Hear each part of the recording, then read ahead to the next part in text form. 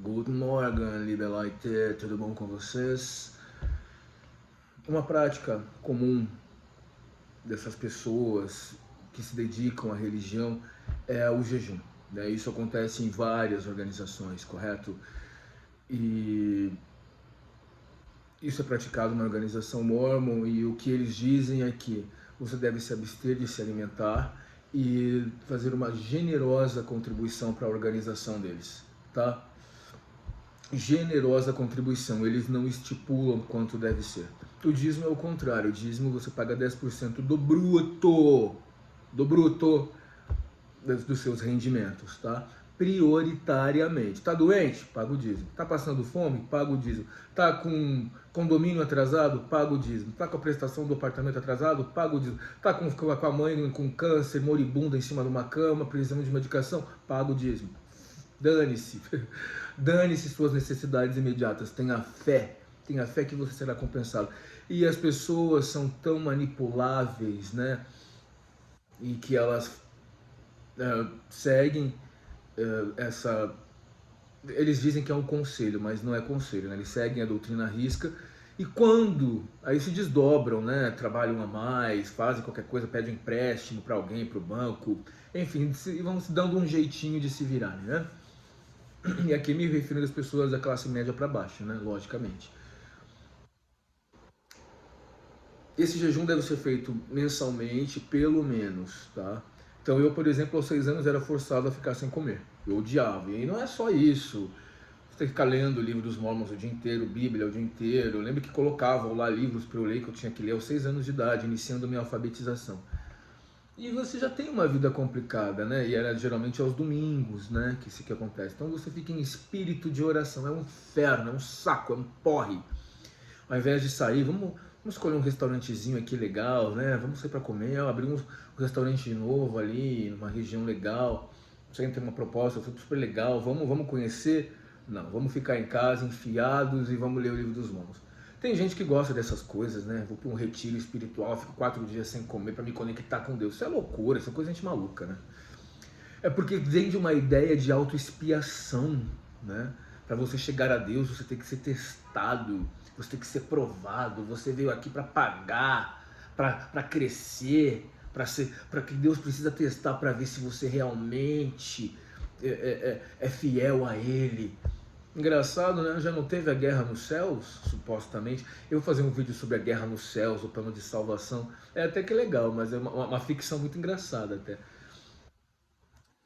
É, E é sempre essa coisa, sabe? Tem que sofrer para alcançar o que é bom. Por quê? Por que a vida não pode ser um pouco mais tranquila? Eu tenho que sofrer, penar, sabe? Me detonar inteiro para conseguir alguma coisa, né? Então isso acontece, tá? É interessante que eles cobram mesmo de todo mundo. Se você não tem dinheiro, você se vira, você tem que fazer isso, tá? É... Agora imagina quando isso é levado ao extremo. Quando a lavagem cerebral é tão bem construída que as pessoas se despersonalizam.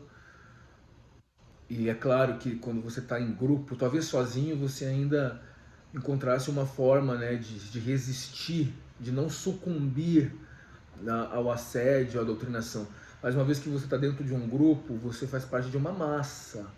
Não é mais a tua vontade que conta, é a vontade do grupo. Então você se submete ao grupo, né? Por isso que esses grupos são fechados, né? Não faz o que a gente manda, é expelido, né?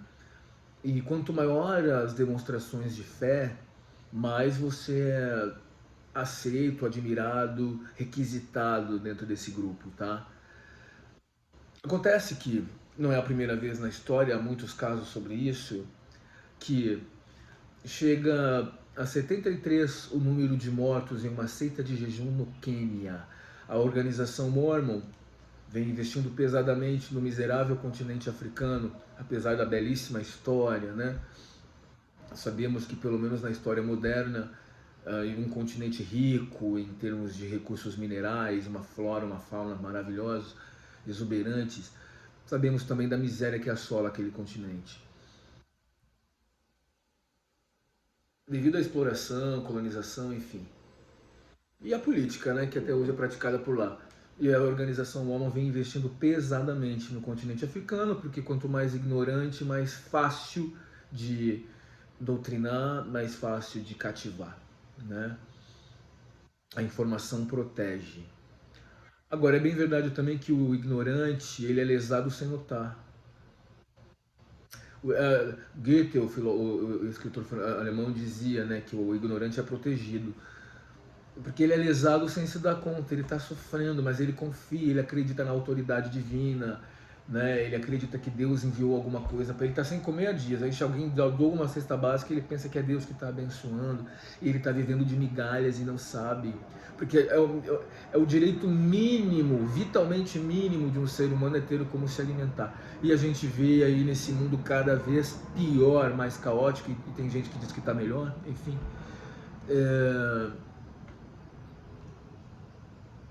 Fluxos migratórios, e as pessoas em desespero de causa, buscam Deus através de seus supostos enviados, de seus emissários, e acabam caindo na mão de gente muito perigosa, né? Membros foram incentivados a ficar sem comer para conhecer Jesus por líder de igreja, segundo a investigação. Corpos estavam em uma vala comum. Eu vou deixar na descrição desse link, desse vídeo. Tem vídeos dos corpos sendo tirados, removidos da cova, tá? Aproveitando, gente, vocês ficam enviando mensagens no Facebook, não é legal para mim porque eu vejo pouco. Lá no Instagram é melhor, tá? Vou deixar meu Instagram embaixo, Tom Alex com N de navio. Tom Alex, joga lá no Instagram que vocês me acham, é mais fácil, eu uso mais, tá? Subiu para 73 o número de mortos em uma seita do Quênia que incentivava os seguidores a jejuarem, afirmou a polícia do país essa segunda-feira. Os corpos, essa reportagem é de abril, tá? Finalzinho de abril. Os corpos foram encontrados ao longo dos últimos 3 dias em Malindi, no leste do país. Os mortos faziam parte da Igreja Internacional das Boas Novas. O fundador da igreja, Mackenzie Nteng, incentivou os seguidores a fazerem jejum total para conhecer Jesus. Nteng foi preso há 10 dias, mas seus seguidores seguem escondidos jejuando, segundo a polícia. Esse homem se apresenta então como um emissário de Deus, ele fala sobre comando direto de Deus, ele provavelmente tem muita habilidade, provavelmente não, certamente, tem muita habilidade, né, nessa arte de convencer, de manipular. Ele mesmo certamente também é um baita de um fanático, né? E nesses locais onde as pessoas carecem do mínimo necessário, parece atrativo fazer sacrifícios enormes para que, enfim, para que Deus te assista, para que Deus, tão generoso como ele sempre foi, tão bondoso, finalmente olhe para você. É interessante que a pessoa passa 5, 10, sei lá, 15 anos, 20 anos implorando por alguma coisa e nunca vem, né? E se um dia acontece é que Deus abençoou e você é numa luta tremenda, tenha dó, né? Tenha santa paciência. Santa paciência. Parte dos corpos estava em uma vala comum em uma floresta na região onde o grupo costuma se reunir para realizar cultos. Mas o chefe das investigações local, Charles Kamal, afirmou que a polícia ainda busca por desaparecidos. Alguns fiéis estão escondidos ainda de acordo com as investigações, para que possam seguir jejuando. Aí tem as imagens aqui. Na semana passada, as autoridades encontraram os corpos de 4 adeptos da igreja. Os investigadores chegaram à região após uma denúncia que apontava a existência de uma possível vala comum. Muitos adeptos da seita ainda estão escondidos em uma área de mata para fazer jejum. Há uma outra matéria que mostra que esse número, evidentemente publicada posteriormente, subiu para 89, tá? Então, realmente, apesar do líder da seita ter sido preso, os adeptos continuam acreditando nele e praticando as doutrinas que ele deixou. E isso acontece muito com os seguidores lá da igreja Mormon, daquele Jeff maluco lá, da igreja Mormon fundamentalista, né? O estuprador, aquela coisa monstruosa, polígamo. De dentro da prisão ele governa o grupo, e o grupo diz, não, ele é o profeta. Nós sabemos que ele é o profeta, e eles vivem num estado de alienação enorme. Tudo que eles querem, esses líderes de seitas, é isso, eles querem te afastar do convívio social. É por isso que sempre tem uma atividade, por isso que sempre tem, no carnaval você não sai. Carnaval que é uma época, né, por exemplo, para você sair, aproveitar a sua vida, que já que todo mundo perde ali é engraçado como as pessoas são condicionadas, né, por instrumentos sociais, né? Agora é carnaval, tá tudo liberado. Qualquer coisa eu tenho ali a depender do que eu venha a fazer, eu tenho ali a desculpa psicológica de que é carnaval, tá autorizado. Interessante como as pessoas precisam de data para liberar, né, suas emoções. E mais interessante, nós somos condicionados o tempo todo. É dia dos namorados, é dia de não sei o que, é dia de São João, é dia que eu adoro São João, né? Pelas comidinhas. É Natal, as pessoas se tornam calorosas, amorosas. Eu acho muito louco isso, como o ser humano precisa de data marcada, de um calendário para ele ser quem ele é. É muito louco, né? É muito louco. De todo modo, prestando mais atenção aqui, eu imagino a força dessa doutrinação, porque quanto mais fora do círculo social comum você esteja, mais suscetível, mais tendente a se deixar influenciar por um maluco como esse, né? Uma mulher que se recusava a ingerir alimentos e com sinais de fraqueza foi encontrada no domingo 23. Ela foi então levada por autoridades a um hospital. Só para esclarecer, o jejum é feito com uma oferenda a Deus. Isso acontece também, são rituais tão antiquados, né? Na seita mórmon, ela é aplicada a todos, não importa se você é pobre, classe média, miserável, que é a grande maioria, né? Se você trabalha para pagar suas continhas, para ter o que comer em casa, que é o que acontece, né? Geralmente, não importa, você vai pagar. E tem que ser generoso, tá? O máximo, geralmente eles aconselham a fazer 24 horas, mas tem gente que faz mais tempo, porque ela quer se sentir especial, ela tá focada com Deus, enfim, ela tá espiritualizada, né? Quanto maior o sacrifício, mais admirado você é, né? Para você ver, e aqui a gente questiona, né? Como é vaidoso esse Deus, como ele precisa de tanto dinheiro, né? Ele precisa ser bajulado, você tem que se debruçar, se ajoelhar, né? As orações que são feitas na igreja, mas você tem que se ajoelhar para fazer, né? Em casa, de joelhos perante Deus. Eu quero que ele se dane esse Deus mórmon, que ele não existe, né? O Deus mórmon nada mais é do que a alta cúpula da organização, tá?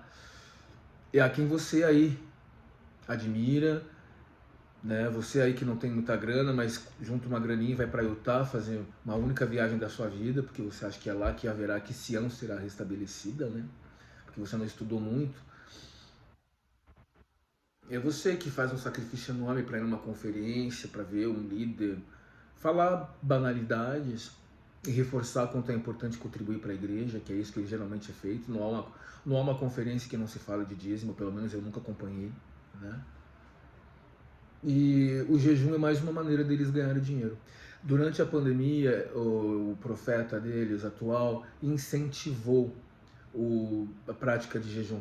Ele aproveitou a pandemia porque certamente as pessoas começaram a procurar a igreja, porque perderam seus empregos, pedindo, solicitando auxílio da igreja. A igreja vai abrir seus cofres, segundo eles, os cofres da igreja, esse dinheiro todo que eles arrecadam, né, esses fundos multibilionários escondidos e vexatoriamente expostos, até que a organização foi finalmente multada em 5 milhões de dólares por conta disso, desvio de recursos de caridade para investir em fundos de investimento, um dinheiro não tributado e não declarado, correto?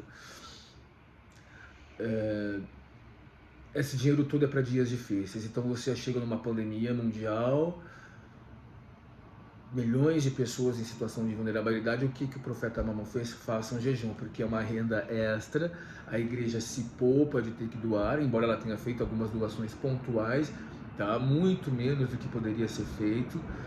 Ela tem dinheiro de nós e esse dinheiro não é dela, esse dinheiro é de quem contribui, né? O ideal seria que eles publicassem balanços, que houvesse total transparência, né, para onde esse dinheiro está sendo destinado. Entretanto, a organização se expande, constrói templos de cima a baixo no Brasil, porque sabe que funciona, principalmente pautada naquele vídeo que eu gravei semana passada, semana retrasada, sobre o fato desse país antiquado ser o país mais religioso dentre 26 outros países analisados, né? Enfim, é uma forma de capitalizar, é uma forma de ganhar dinheiro. É muita gente, né, que às vezes você tem uma expectativa, por exemplo, de um novo trabalho, de, sei lá, uma bolsa de estudos para estudar em Londres, não sei. E aí você quer tanto aquilo que você quer saber, vou ter fé. Eu vou investir nisso. Se eu for atendido é porque Deus existe, claro. Claro, porque eles trabalham o teu desejo, a tua necessidade humana de realização e usam Deus como instrumento para te manipular. Então, é quase que crimes de engenharia civil. Eles conhecem as demandas humanas, a carência, a solidão, a dor, a necessidade, a vontade de ser feliz, a vontade de se encontrar. Afinal de contas, qual o propósito das vidas? Eles te dão respostas. De onde viemos, para onde vamos, eles te dão resposta. Respostas essas absolutamente triviais, né? E incipientes, claro. E tudo gira em torno de dinheiro, né? Eu acho que no final das contas, eu tô doente, vou fazer um jejum para ficar curado de uma doença grave, uma doença difícil, né? E procura esses curandeiros, como a gente gravou, né? Eu lembro que eu achava engraçado, eles colocavam que uma coisa que eu odiava é receber bênçãos. Aí colocava um missionário débil mental lá para falar, desculpe, aqui realmente era curioso porque eu fazia muita divisão com missionários e a gente sabe que quem faz missão acha que fez a grande aventura da vida, né? E a gente que para de viver depois de 18 anos, depois de cumprir isso, porque eles têm que cumprir o currículo. Então eles têm que casar, porque senão não tem sexo. Eles precisam cumprir tudo isso. Aí a vida assume uma seriedade, assim, sabe? Não há abertura para uma farra, uma abertura para... Você quer saber, esse fim de semana eu vou sair, vou aproveitar a minha vida, eu vou me perder um pouco. Não, vou seguir regra, eu tenho que carregar essa família nas costas, eu tenho que fazer... Então isso é muito complicado, né? É um estilo de vida rigoroso, né? Que realmente, não, para mim, não faz sentido, assistindo as pessoas viverem à minha volta, né? Ao invés de simplesmente esquentar em um banquinho de igreja e rezar pelo grande milagre que um dia vai acontecer e se preparar, ora, tantos milênios está sendo preparada a tal da segunda vinda desse Messias e as pessoas não pararam para questionar isso ainda. Não vai ter, gente. Acredite no que você quiser. Você quer viver no fantástico mundo de Bob? Viva, a vida é sua. Vou colocar o que eu tenho. Você está pagando jejum, você é pobre. A maioria das pessoas que estão aqui comigo são pobres, aí tem a classe média, acho que ninguém é rico aqui, mais uma classe média, tá? Agora, como é que pode? Pega o teu dinheirinho, guarda esses 10% do dízimo, faça um cálculo. Eu fiz para minha mãe esse cálculo, eu coloquei lá na ferramenta do Banco Central os últimos 15 anos de dízimos pagos, corrigidos. Olha isso, era apartamento, uma boa entrada num apartamento. Imagina 30, 40, 50 anos pagando dízimo para essa gente, jejuando, pagando taxinha em atividade para comprar pãozinho, enquanto eles, os altos líderes, se utilizam de verbas. Tem verba cativa, verba reservada para eles, para jantares. E você ali sustentando isso. Acorda, cara. Eu tenho que ser grato a Deus porque Ele que me deu um emprego. Você tem um emprego porque você correu atrás, porque você trabalhou, porque você correu, estudou. Ah, mas nem todo mundo consegue, as pessoas se viram como podem. O que não é correto é essa exploração da boa-fé das pessoas. O negócio da religião, gente, é altamente lucrativo. Eu vou trazer um vídeo sobre o negócio da religião de um modo amplo. O comércio religioso é muito lucrativo. Você tem isenção, imunidade tributária. Quem é que não quer abrir um negócio e tem imunidade tributária? Você aí, comerciante, eu tenho amigos aqui que são comerciantes, que são empreendedores. Quanto você paga de impostos e taxas? Como é difícil empreender no Brasil? O cara é PJ, tem que gastar. A igreja não paga, porque supostamente presta um serviço à sociedade. Que serviço que esse homem está prestando? Que ele está matando pessoas. Esse homem precisa ser condenado a muitos e muitos anos de prisão. É um louco. Aí a gente precisa saber se... E geralmente eles não são loucos, eles são mal intencionados, porque são pessoas especializadas na arte de manipular, enganar e mentir, se aproveitando da fragilidade do outro. Cuidado com tua fragilidade. Cuidado, as pessoas se aproveitam. E isso eu falo nas pequenas relações humanas, essas relações diretas com o ser humano, E nas relações, nesse caso não são relações verticais, né? Não são relações horizontais, são relações verticais, né? Porque eles mandam, você entra para uma igreja, você obedece. Não é um diálogo de igual para igual, né? Olha isso aqui, uma mulher que se recusava a ingerir alimentos e com sinais de fraqueza foi encontrada no domingo e ela foi então levada por autoridades ao hospital. Outros 11 fiéis, 7 homens, 4 mulheres de 17, entre 17 e 49 anos foram hospitalizados na semana passada. Uma fonte policial afirmou que Neteng, o pastor, incentivou uma greve de fome e que está orando e jejuando enquanto permanece preso. Você aguenta?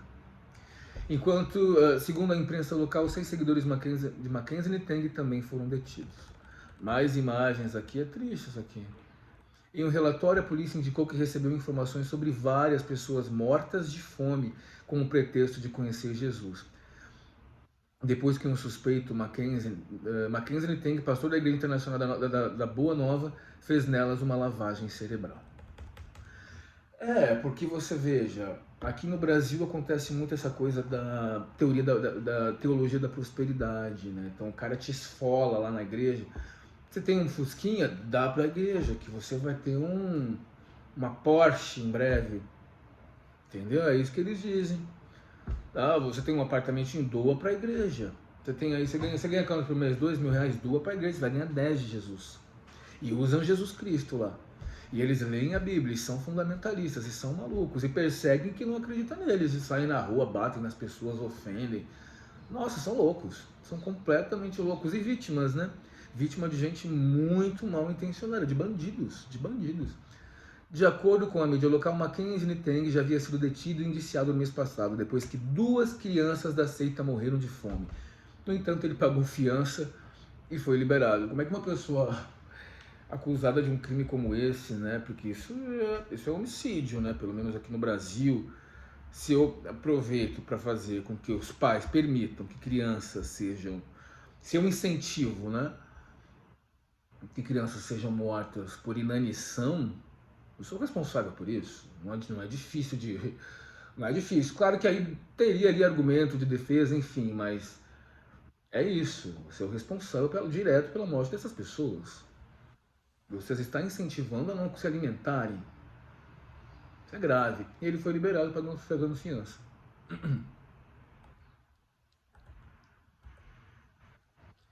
E aí tem mais uma coisa interessante aqui, de um pastor que tentou imitar Jesus ficando 40 dias em jejum. Esse Jesus Cristo também era um porre, hein? Eu achava ele tão chato. Que realmente consta na Bíblia, né, que ele fez o jejum de 40 dias, né, o que provavelmente é impossível, improvável, né. Como ele era legal, Jesus, né. Eu lembro que eu escutava aquelas historinhas e falei, mas que cara chato, cara chato. Não, hein, como é que ele falava? Eu tenho o direito, tá, de falar isso, tá. O problema é seu se você acredita, não tem nada a ver com a tua vida. Te respeito, né, fazer o quê? Mas aliás, eu até escarneço, porque é tão absurdo. Eu sou filho do Deus primogênito, eu mergulhei sobre as águas, eu multipliquei o pão. Onde está a prova disso? Eu vou ressuscitar, eu ressuscitei, né? Engraçado, ele ressuscitou depois de 3 dias, aí morreu de novo, aí foi embora, aí vai voltar de novo, e aí os milênios se passam e nada. Engraçado isso, não, mas tá chegando, vamos pra igreja, vamos rezar, vamos ler a Bíblia pelo menos, vamos ler porque vai chegar. Aí você tem hoje 30 anos, já pratica isso há 30 anos. Não, aí você começa a sua vida, vai trabalhar, tal, 40 anos e nada de Jesus chegar. Não, mas ele tá vindo. E a doutrinação pesada em cima de ti. Olha os sinais aí, olha as tempestades, olha as chuvas, as guerras no mundo. Desde que o mundo é isso, a história da humanidade é isso. Volte no tempo, volte no passado. A história da humanidade é barbárie, é chacina, é carnificina, é poder, é ganância. A história da espécie humana é essa e não tem como mudar, porque isso é humano. E quanto mais bonzinho você for, quanto mais ingênuo você for, mais você vai sofrer. Tenha valores, ok? Mas toma cuidado com essa abstenção com essa neutralidade e com essa generosidade demasiadas, porque a gente se dá mal. E muitas vezes essa generosidade excessiva tem a ver com falta de autoestima. Eu fazia isso, eu não queria competir em algumas coisas, porque eu achava que eu não tinha condição. Então eu lá ajudava alguém que eu gostasse a ganhar, como era burro. Cara, isso aí era pré-adolescente, adolescente. E ainda a gente, na verdade, carrega isso pro resto da vida, até aprender que não tem que ser assim, né? Então veja bem, após 25 dias sem comida e sem água, segundo pessoas próximas a ele, o homem havia perdido peso a ponto de não conseguir se levantar. Isso é o exemplo de Jesus, tá? Um pastor em Moçambique, tinha que ser na África, né? Um pastor em Moçambique morreu por conta desse despreparo, porque a religião é mais forte lá, um continente que apresenta índices de desenvolvimento, desemprego lamentáveis, enfim, tudo que você já sabe. Morreu após tentar jejuar por 40 dias, emulando um episódio semelhante descrito na Bíblia e atribuído a Jesus Cristo. Emular significa imitar. Francisco Baraja, fundador da Igreja Evangélica de Santa Trindade, e geralmente são os pastores, engraçado, faleceu aos 39 anos num hospital da cidade de Beira. Pode até ser que esse homem fosse uma boa pessoa, né? Ou seja, ele queria dar esse exemplo, ele queria seguir o exemplo do dito Salvador, né, desse aí que vai chegar e cuspindo fogo em todo mundo, né, desce, desce, neném, desce, demorou já. E às vezes a pessoa é até bem intencionada, né, ela quer mostrar sacrifício, ela quer mostrar fé, e acontece uma coisa dessa, 39 anos, após 25 dias sem comida e sem água, segundo pessoas próximas a ele, o homem havia perdido peso a ponto de não conseguir se levantar. Foi levado ao hospital por insistência de familiares e de fiéis de sua igreja. Barajá foi diagnosticado com anemia aguda e insuficiência dos órgãos digestivos. Que horror! Os profissionais da saúde o reidrataram com soro e tentaram alimentá-lo com líquidos, mas não conseguiram reverter o quadro. O pastor faleceu dia 15/2. Ele também era professor de francês na cidade de Messica, na província de Manica, na fronteira de Moçambique com Zimbábue. Membros da igreja de Santa Trindade relataram que era comum pastores sociais jejuarem, mas não por tanto tempo. Seu irmão Marcos Manuel Barajá confirma que o pastor jejuou, mas contesta o diagnóstico de óbito dado pelos médicos. A verdade é que meu irmão sofria de pressão baixa, disse ele. E é louco porque eles ficam incrédulos, né? Vem um diagnóstico médico, olha, você não se alimentou durante muito tempo. Aí o irmão deles diz, não, meu irmão sofria de pressão baixa, a culpa não foi do jejum. Provavelmente é o irmão que vai tocar a igreja, né? Tá na cara. Se ele está contestando um diagnóstico clínico, né? É porque ele vai pegar a igrejinha e tocar. Não, gente, o jejum não é perigoso, não. Vamos continuar jejuando e contribuindo para a igreja. Óbvio que é isso. Este não é o primeiro caso em que alguém morre ao tentar reproduzir o jejum de 40 dias de Cristo no deserto descrito no Evangelho de Mateus. Em 2015, um homem do Zimbábue faleceu após 30 dias sem comer, conforme informou a mídia local na época. Em 2006, um legista britânico descobriu que uma mulher morreu no meio de um jejum semelhante em Londres. Olha, em Londres, hein?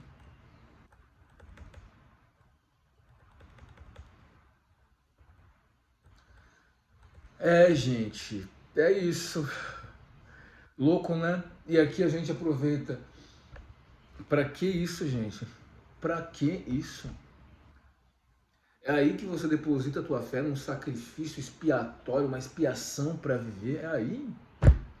Ah, chato, né? Vai fazer... Gente, vai fazer um piquenique no parque. Vai ler um livro no parque. Vai dar um rolezinho de bike. Vai dar um rolezinho de skate. Vai fazer uma viagenzinha. Sabe? Vai pro carnaval. Ficar louco no carnaval 4 dias. Viva, gente, um pouquinho, né? Um pouquinho só, já tem tanta dor, já tem tanta coisa. Você imagina ter que conduzir, às vezes, a cabeça da gente no meio de tanta pressão. Você já não está suportando, às vezes, suas dores emocionais, né? As tribulações que todo mundo passa. E ainda por cima tem que se sujeitar a isso. Pensem, pensem. É impressionante, né? É uma frase do Dostoiévski que ele diz assim: tenho de proclamar a minha incredulidade. Para mim não há nada de mais elevado que a ideia da inexistência de Deus. O homem inventou Deus para poder viver sem se matar. Tá? Isso é falado nas obras dele, né? Tem na obra Os Irmãos Karamazov, ele começa assim: Se Deus não existe, então tudo é permitido. Enfim, coisas para a gente questionar, né? E é engraçado que ele diz: nada é mais elevado do que considerar a inexistência de Deus. Porque aí é toda uma conversa, tá? A gente reconhece o mistério, mas essa noção de Deus monoteísta, isso aí envolve muita teologia, muito estudo, não tem nada a ver isso aí. Né? Como esse conceito varia de cultura para cultura, do Ocidente para o Oriente, por exemplo, entre tantas outras coisas que eu já coloquei anteriormente. Né? E é elevado não acreditar em Deus porque justamente você se coloca acima de uma noção que está estabelecida em vários países, aqui no Brasil muito fortemente, Estados Unidos da América muito fortemente, e que na verdade representa assim uma limitação intelectual, né? E Deus agora Deus é o que cada um acredita, e já é outra história. Aqui a gente está falando de Deus cristão, né? Dessa noção de Deus cristão, Deus vingativo, Deus que o Deus, esse Deus egoísta, esse Deus que de generoso não tem nada, o que ele te dá, você tem que jejuar por 40 dias, tem que se ajoelhar perante ele. E eu não agradeço a Deus por mais um dia de vida, nem nunca, nunca. Tá vivo porque tem que estar vivo, ora. Ah, mas você vai ver o dia que as forças te faltarem, vai faltar para mim e para ti. Para mim e para ti, resta saber quem é que vai partir primeiro. E a gente não sabe quem vai ser premiado, né? A gente não sabe. E a gente não sabe se depois daqui é fim da linha, o que vai acontecer. Se do outro lado é melhor do que está aqui. Não sei. Você não sabe se quem morreu está em situação pior que a tua. Você não sabe. Não é você que é cristão? Eu acho tão engraçado. Vocês que são religiosos, vocês morrem de medo da morte. Vocês morrem de medo de morrer. Vocês não querem ir para o paraíso? Deveriam ir com pressa para lá, se anteciparem. Como diz criminosamente um líder mormon que escreveu que se as pessoas soubessem como é o paraíso, haveria epidemia de suicídios. Eu vou buscar quem é o autor dessa frase que me ocorreu só agora e eu trago mais fundamentado, tá? Para não parecer trivial. Deixa eu ver se eu consigo encontrar agora. Porque, veja, é uma frase capciosa. Isso pode surgir como um incentivo ao suicídio, né? Vamos ver se eu acho aqui quem foi que disse. Se vocês lembrarem, deixem aí pra mim, tá? Haveria epidemia de suicídios, é isso? Suicídios. Igreja de...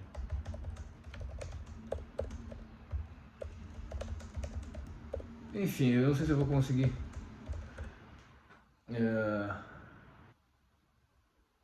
Depois eu vou ter que ver isso com calma, tá?